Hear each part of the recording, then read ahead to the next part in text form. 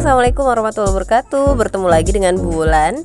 Hari ini kita akan membahas tentang pelaksanaan Pancasila dari masa ke masa. Jadi ada 4 masa yang akan kita bahas hari ini. Apa aja masanya, bagaimana penjelasannya? Yuk kita bahas bersama.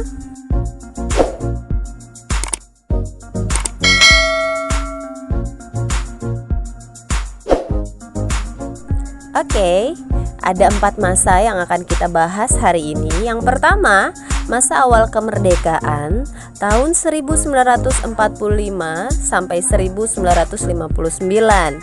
Oke, dia berjalan selama 14 tahun. Jadi dari awal kemerdekaan ya, dari tanggal 17 Agustus.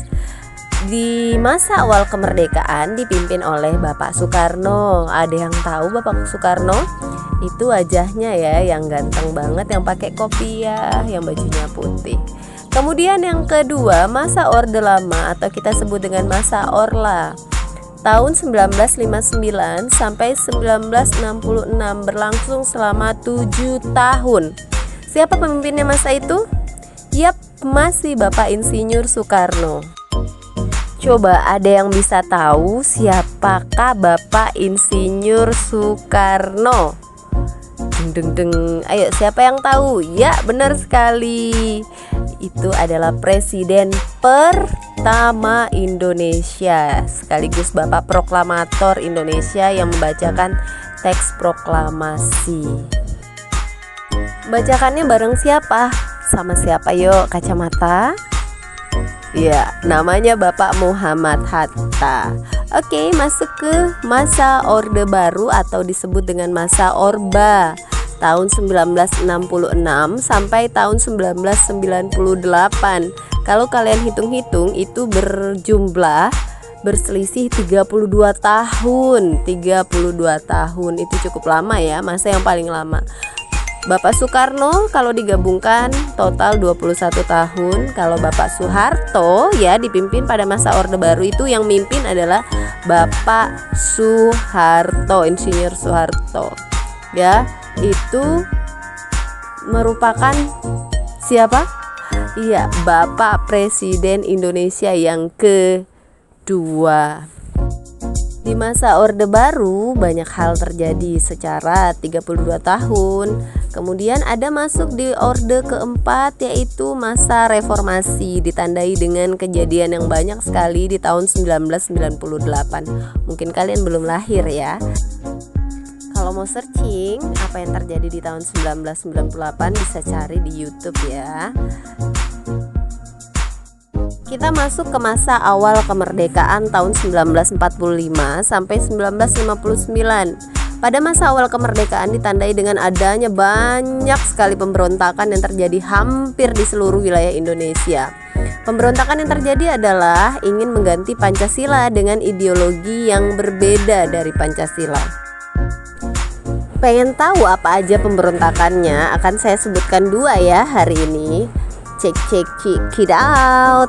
Yang pertama yaitu Partai Komunis Indonesia. Itu lambangnya ya, palu dan arit yang latarnya merah. Kemudian dia mengadakan pemberontakan pertama di Madiun tanggal 18 September 1945, dipimpin oleh Musso.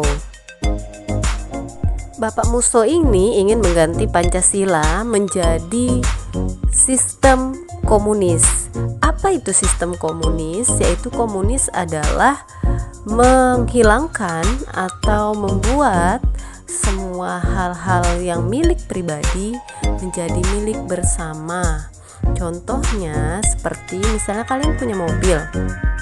Mobil tersebut menjadi milik golongan komunis. Kita memakainya bersama. Jadi ada hal-hal yang bersifat pribadi menjadi milik bersama. Kemudian komunis juga biasanya tidak mengenal adanya Tuhan. Dia nggak percaya adanya Tuhan. Kita masuk ke pemberontakan kedua, yaitu Republik Maluku Selatan atau RMS.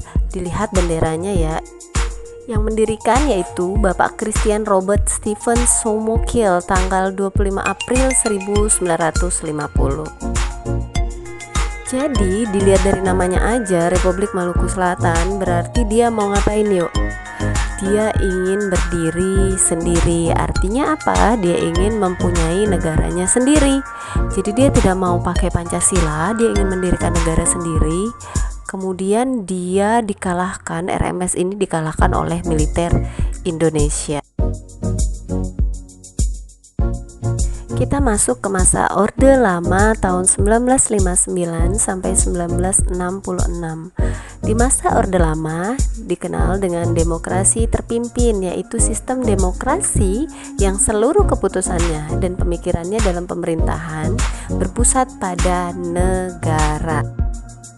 Di masa Orde Lama, pemberontakan hanya terjadi di tanggal 30 September 1965.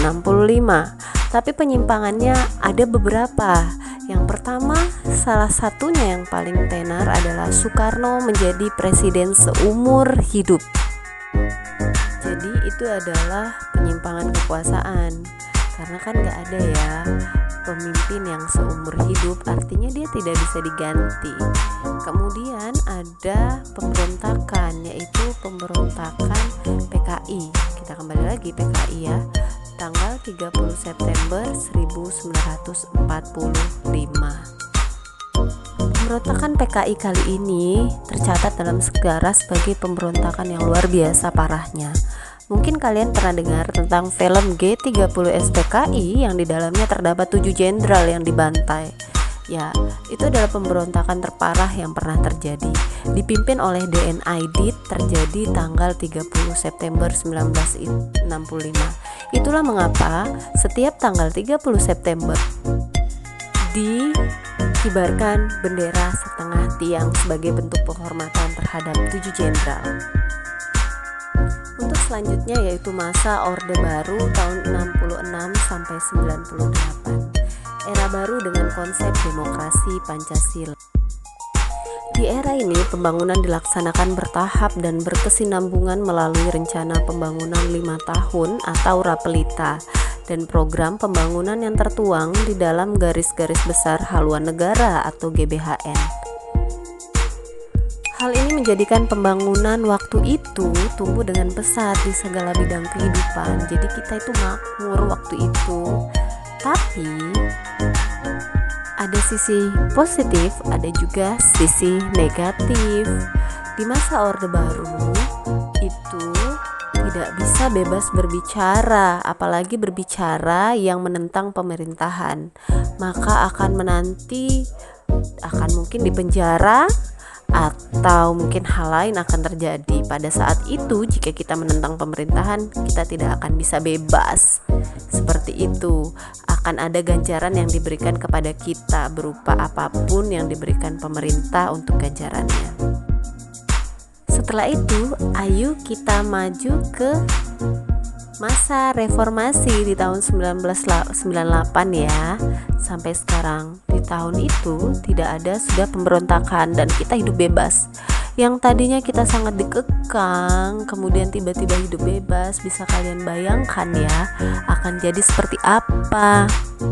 Jadi ada dua sisi yang muncul. Yang pertama, sisi positif, yaitu kita menjadi lebih bebas bersuara. Pendapat apapun kita akan keluarkan ya. Sering yang terjadi di sekarang, di zaman sekarang, yaitu media, kita bebas mau mengeluarkan unek-unek apa aja di Instagram kita, di Facebook kita, di status WhatsApp kita. Itu yang terjadi di sekarang. Hidup bebas setelah dikekang sekian lama. Tetapi ada sisi negatifnya. Dengan adanya kebebasan yang tidak didukung dengan pelajaran akhlak yang mumpuni, yang banyak, jadinya adalah yang sering kita lihat sekarang adalah banyaknya postingan-postingan yang bersifat mencemooh, bersifat mencaci. Alhasil banyak sekali yang sekarang baperan, kemudian sakit hati, kelahi gara-gara status media sosial. Jadi buat kalian yang punya media sosial, mari menjadi lebih pintar dengan media sosial. Media sosial adalah wadah untuk kita menyalurkan aspirasi, tapi bukan berarti tempat wadah untuk menyalurkan hal-hal negatif. Ya. Maka pandai-pandailah menggunakan media sosial untuk hal-hal yang positif. Dengan berbagai sejarah yang terjadi di masa lampau, maka diambil kesimpulan bahwa Pancasila merupakan ideologi terbuka. Ada yang tahu apa ideologi terbuka?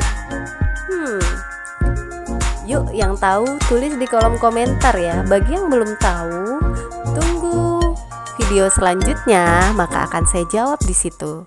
Terima kasih sudah menonton. Semoga ilmunya bermanfaat. Dan bagi kalian jangan lupa subscribe ya, comment and like. Bye bye. Assalamualaikum warahmatullahi wabarakatuh.